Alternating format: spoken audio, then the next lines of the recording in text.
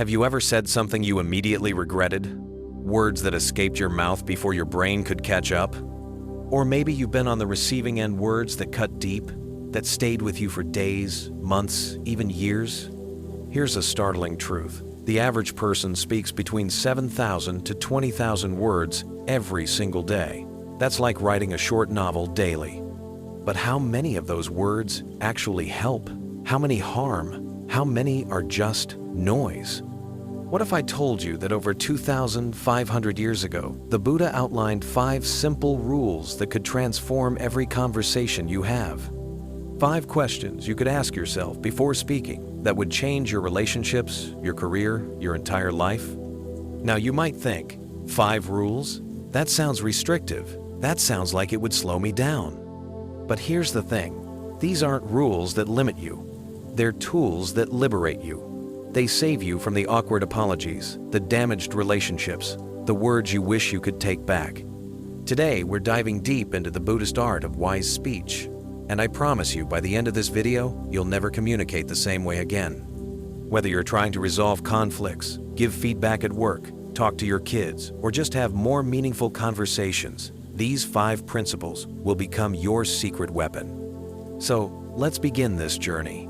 Let me ask you, are you ready to speak with wisdom? The power of words. Before we get into the 5 rules, we need to understand something fundamental. Words have power, real, tangible power. There's an ancient saying that perfectly captures this. Words can make people, and words can break people. Think about it. Can you remember a compliment someone gave you years ago? Maybe a teacher who said you were talented, a parent who said they were proud, a friend who said you mattered. Those words probably still warm your heart, don't they? Now think about the opposite. Words that hurt. Words that diminished you. Words that made you doubt yourself. Those probably still sting too. This isn't just poetic wisdom, it's neuroscience. Studies show that negative words release stress and anxiety-inducing hormones in our brains. Hostile language can actually alter brain function. Meanwhile, positive, kind words release feel-good hormones like oxytocin. Your words literally change the brain chemistry of the people around you. But here's what's even more interesting. Your words change. Your brain too. Every time you speak harshly, you're training your brain toward negativity. Every time you speak with kindness, you're rewiring yourself toward compassion. So when we talk about wise speech in Buddhism, we're not just talking about being nice. We're talking about a practice that transforms both you and everyone you interact with. The Buddha understood this deeply. He placed right speech as one of the 8 components of the Noble Eightfold Path. Not because he wanted to control people, but because he recognized that our words are one of the primary ways we create suffering or create peace. Now, the 5 rules we're about to explore were originally taught in the context of correcting someone's mistakes, giving feedback, pointing out errors, helping someone see what they're doing wrong. But here's the beautiful thing. These principles work for ALL communication, job interviews, first dates, difficult conversations with your partner, teaching your children, even everyday small talk. These 5 questions will revolutionize how you speak. So, let's dive into the first one. Rule has shown, is this the right time? The first question to ask yourself before speaking is, am I speaking at the proper time? This might seem obvious, but think about how often we violate this principle. We blurt things out the moment they occur to us. We correct people in front of others. We try to have serious conversations when someone just walked in the door, stressed from their day. Timing is everything. Let me tell you a story. I once had a friend who was always late, chronically, frustratingly late. One day, after waiting 45 minutes for him at a restaurant, I was furious. He finally showed up, full of apologies, clearly stressed about something. My first instinct? Unload on him right there.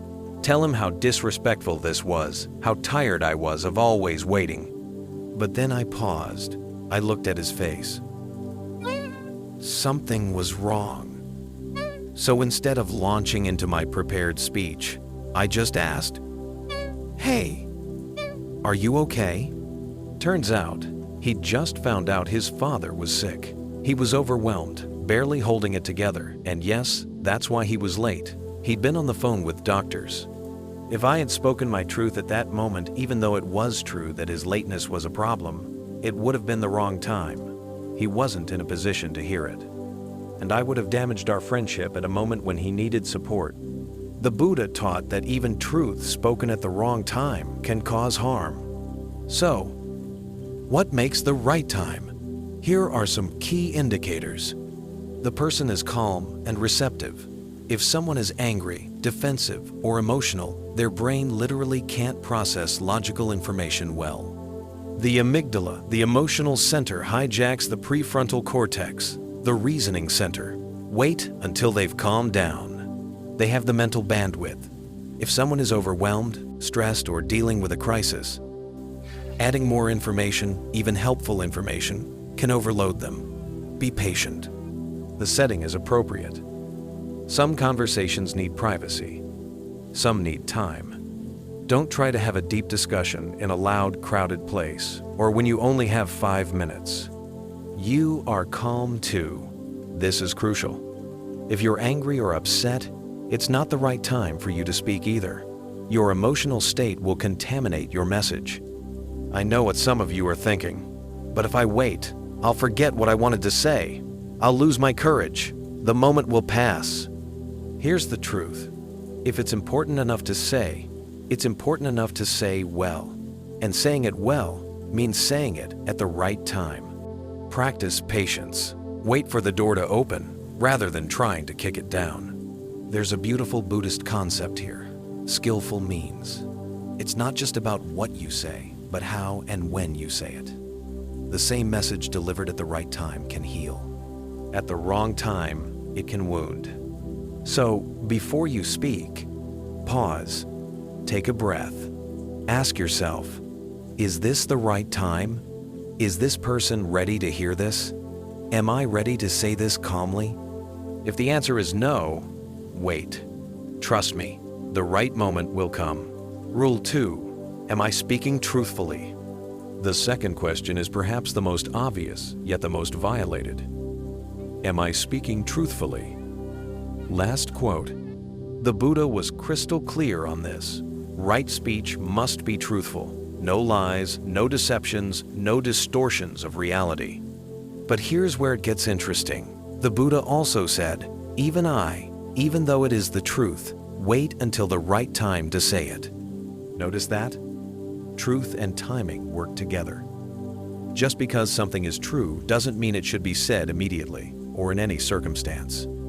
But let's focus on the truth part first. Why is truthfulness so critical? When you lie, even small lies, even white lies, several things happen. First, you lose trust, and trust is the foundation of every meaningful relationship. Once broken, it's incredibly hard to rebuild.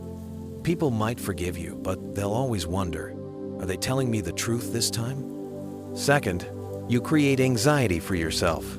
Every lie requires maintenance.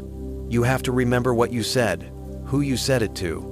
Make sure your stories align. It's exhausting. The truth is simple. You just remember what actually happened. Third, you disconnect from reality.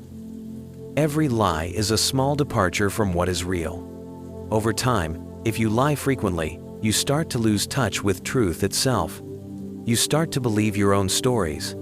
The Buddha taught that speaking truth is not just about honesty, it's about staying grounded in reality, and reality is where freedom lives. But here's the nuanced part. Truth without compassion can be cruel. Truth without timing can be harmful. Truth without wisdom can be destructive. This is where many people get tripped up. They think, well, I'm just being honest. As they say something brutal, I'm just telling it like it is. As they crush someone's spirit. That's not wise speech. That's using truth as a weapon. The Buddha's teaching is more sophisticated. Speak the truth, yes, but speak it with compassion. Speak it at the right time. Speak it in the right way.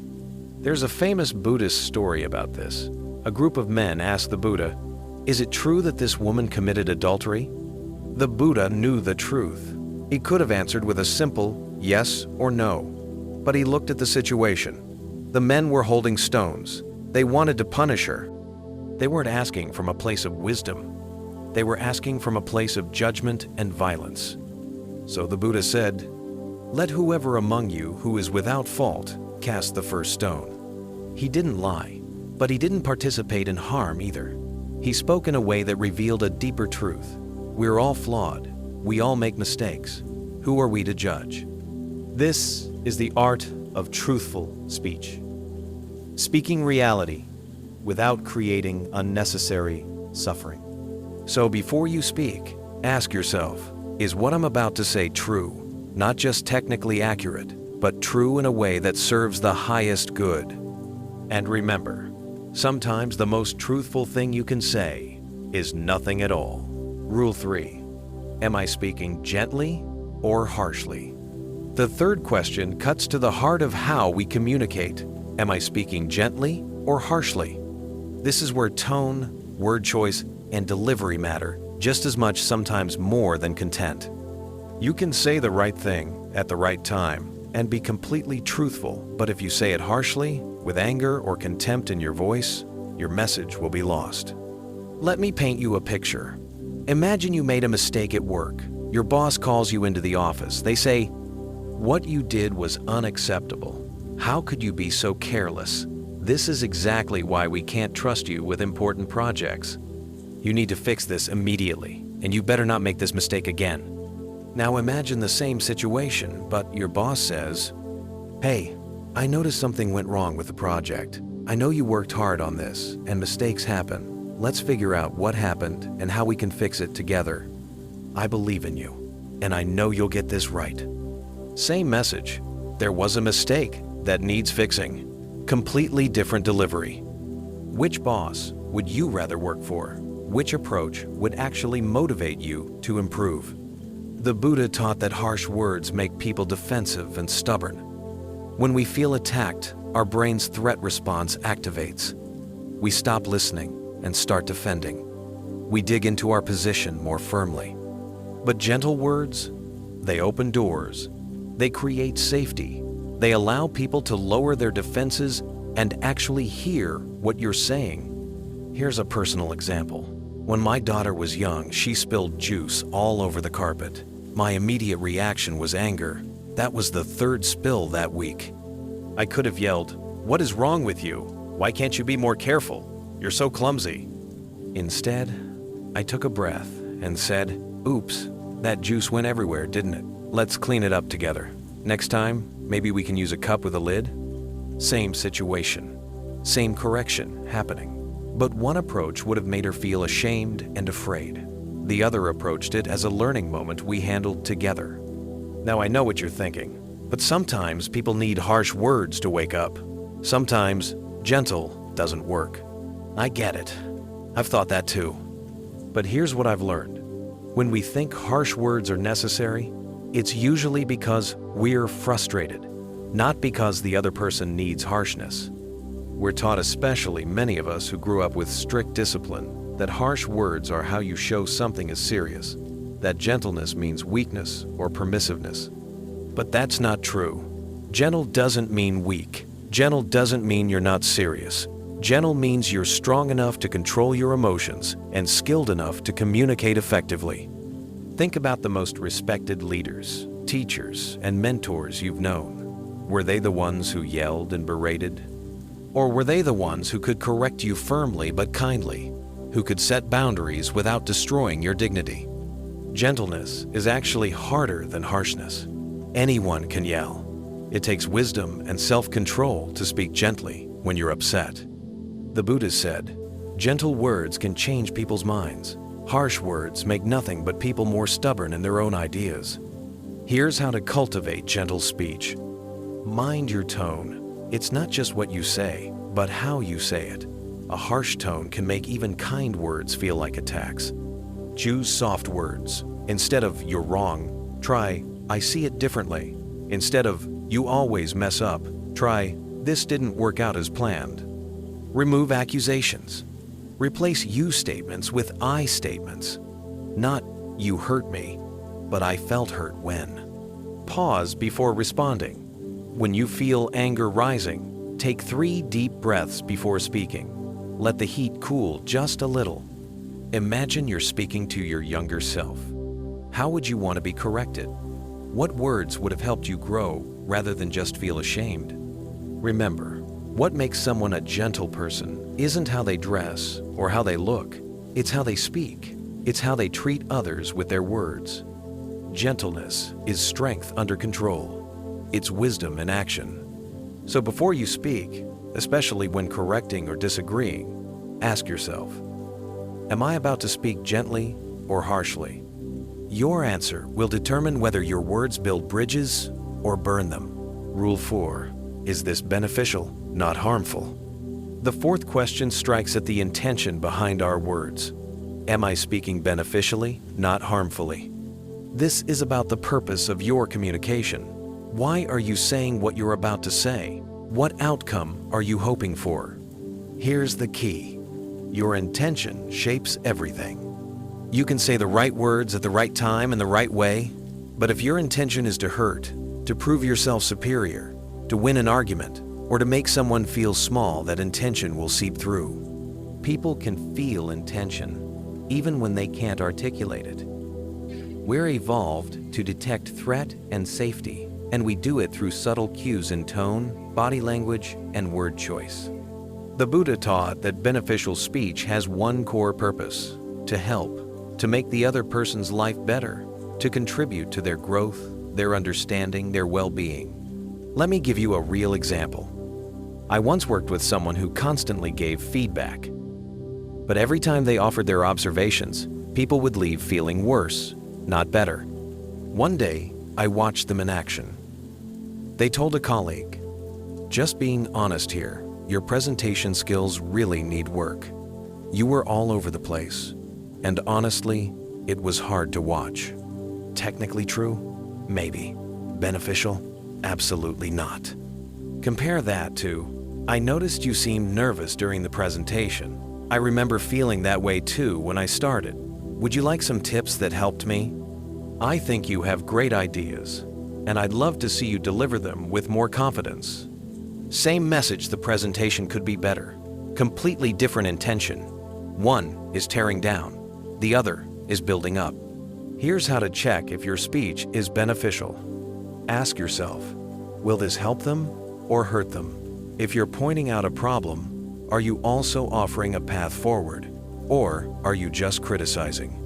Check your emotions. If you feel satisfaction at the thought of putting someone in their place, your intention isn't beneficial, it's hostile. Consider the long-term impact. Will your words help this person grow, or will they just make them feel defensive and resentful? Would you want someone to say this to you? The golden rule applies to speech too. There's a beautiful Buddhist concept called mudita, sympathetic joy. It's the practice of genuinely wanting others to succeed and be happy. When you speak from mudita, your intention is naturally beneficial. But let's address something important. Beneficial doesn't mean avoiding all discomfort. Sometimes the most beneficial thing you can say will be uncomfortable. Sometimes people need to hear hard truths. The difference is in the intention. Are you saying this hard thing because you care about them and want them to grow? Or are you saying it because you're annoyed and want to vent? I had a mentor once who gave me some brutal feedback about my work. He said, "This isn't your best. You're capable of so much more, and you're coasting. I care about you too much to let you settle for mediocre." That stung, but I could feel that his intention was beneficial. He believed in me and wanted me to rise to my potential. So instead of getting defensive, I listened and I improved. That's the power of beneficial speech. When people feel that you're truly on their side, that you want good things for them, they can hear even difficult messages. Harmful speech, on the other hand, comes from ego, from wanting to elevate yourself by diminishing others. It comes from irritation, judgment, or contempt, and people can feel that too. Before you speak, check your heart. Ask yourself, do I truly want what's best for this person, or do I just want to feel right, superior, or vindicated? If your intention isn't pure, Wait. Work on your heart first. Because words spoken with harmful intention, no matter how well crafted, will create suffering. But words spoken with beneficial intention, even if imperfect, can heal. Rule 5. Am I speaking with love, not hate? The fifth and final question goes even deeper. Am I speaking with love and compassion, not with inner hate? This is about the emotional quality underneath your words. It's about what's really driving you to speak. And here's the hard truth. You can follow all 4 previous rules and still violate this one. You can speak at the right time, truthfully, gently, with beneficial intent, and still have hatred in your heart. How? Through passive aggression, through subtle contempt, through that slight edge in your voice that says, "I'm better than you." The Buddha taught that the quality of your inner state determines the quality of your impact. If you speak with love and compassion in your heart, your words will carry healing energy. If you speak with hate, resentment, or disdain, even hidden or even subtle, your words will carry poison. Let me tell you about a time I failed this test. I was arguing with my partner about household responsibilities. I was technically right. She had forgotten to do something she'd agreed to do. My timing was fine. I spoke truthfully. I even used gentle words. But inside, I was resentful. I was thinking, of course, she forgot. She always forgets. I always have to be the responsible one. And you know what? She felt it. Even though my words were fine, she felt the contempt underneath. And instead of hearing my point, she felt attacked. The conversation spiraled. Later I realized I wasn't speaking from love. I was speaking from a place of keeping score, of feeling unappreciated, of wanting to prove I was right. That inner state contaminated everything. Now contrast that with another time. My son broke something valuable of mine completely by accident. I was upset, but I took a moment to connect with my love for him, to remember that he's learning, that accidents happen, that my relationship with him matters infinitely more than any object. Then I spoke. I know you didn't mean to break this. I'm sad because it was special to me, but you're more special to me than anything. Let's be more careful with delicate items, okay? Same situation. Something I valued was broken, but this time I spoke from love, and the outcome was completely different. He learned the lesson without shame, and our bond actually strengthened. This is the power of speaking with love and compassion. But let me address a common objection. If I always speak with love and compassion, won't people take advantage of me? Won't they think I'm soft? No, because love and compassion don't mean being a doormat. You can set firm boundaries with love. You can say no with compassion. You can be strong and loving at the same time. In fact, speaking from love often makes your words more powerful, not less. When people know you genuinely care, when they feel your compassion, they're more likely to hear you and change. The opposite, speaking from hate, contempt, or anger, might feel powerful in the moment, but it creates resistance, resentment, and distance. It might force compliance, but it never creates genuine change. Here's how to cultivate speaking from love. Before difficult conversations, meditate on your care for the person. Remember what you appreciate about them. Remember that they're trying their best with what they know. Practice the Buddhist meditation of metta, loving kindness. Literally send them thoughts of goodwill. May you be happy. May you be healthy. May you be at peace. Check your body. Hatred lives in tension, clenched jaw, tight shoulders, shallow breath. Love lives in openness, relaxed body, deep breath, soft gaze. Pause and ask, if I truly love this person, how would I say this? Then say it that way. Remember, love can be fierce. Sometimes love means saying hard things, but fierce love is different from disguised hate. The Buddha said that speaking with love and compassion is the foundation of all wise speech, because without it, all the other rules are just techniques. With it, even imperfect words can work miracles. So before you speak, place your hand on your heart. Feel the love there for this person, for humanity, for truth, for growth. Then speak from that place. Your words will carry a quality that transcends technique. They'll carry the energy of compassion, and that changes everything. Putting it all together. So there you have it, the 5 Buddhist principles of wise speech. Is this the right time? Wait for receptivity. Am I speaking truthfully? Ground yourself in reality. Am I speaking gently? Choose kindness over harshness. Is this beneficial? Help, don't harm. Am I speaking from love? Check your heart. Now, I know what you might be thinking. This is a lot to remember. How am I supposed to check 5 things before every word? Here's the beautiful secret. You don't have to. Not consciously, anyway. At first, yes, you'll need to pause before important conversations. You'll need to literally run through these questions. It might feel awkward or slow. But over time, with practice, these principles become internalized. They become automatic. They become who you are, not just what you do. It's like learning to drive. At first, you consciously think about every movement, mirror, signal, check blind spot, but eventually, it becomes second nature. You don't think about it, you just do it skillfully. The same happens with wise speech. You'll start to naturally pause when you feel reactive. You'll instinctively wait for the right moment.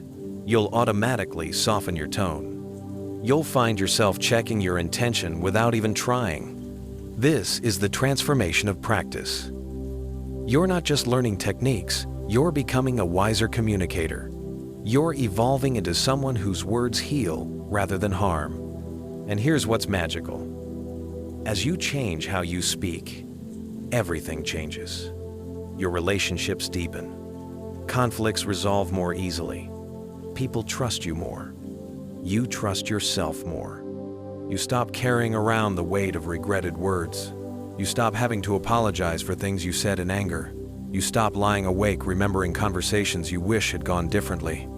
Instead, you become someone who speaks with wisdom, someone whose words matter because they're carefully chosen, someone who makes people feel better, not worse, after talking to you. This is the gift of wise speech. It's not a burden, it's liberation. So I want to challenge you. For the next week, practice just one of these principles. Pick the one that resonates most with you, or the one you struggle with most. Maybe you'll focus on timing. Before you speak, you'll pause and ask, is this the right moment? Maybe you'll focus on gentleness. You'll catch yourself before harsh words escape and choose softer ones. Maybe you'll check your intention. Is this helpful or harmful? Just one principle, 1 week. See what changes. I promise you, if you commit to this practice, you'll be amazed at the difference. You'll have better conversations, less conflict, more connection. And gradually, you can add the other principles, one at a time, building the practice of wise speech. Remember, words are powerful. They can make people, and they can break people. They can create suffering, or they can create peace. You get to choose, with every word you speak, which kind of impact you'll have. The Buddha gave us these 5 principles not to restrict us, but to free us. Free us from the suffering we create with careless words. Free us from the regret, the damaged relationships, the unnecessary conflict. This is the path of wise speech, and it's available to you, starting right now, with the very next thing you say. So speak wisely, speak kindly, speak from love. Thank you for joining me today. If this resonated with you, please like, subscribe, and share this wisdom with someone who needs it. Until next time, may your words be wise, and may they bring peace. Namaste.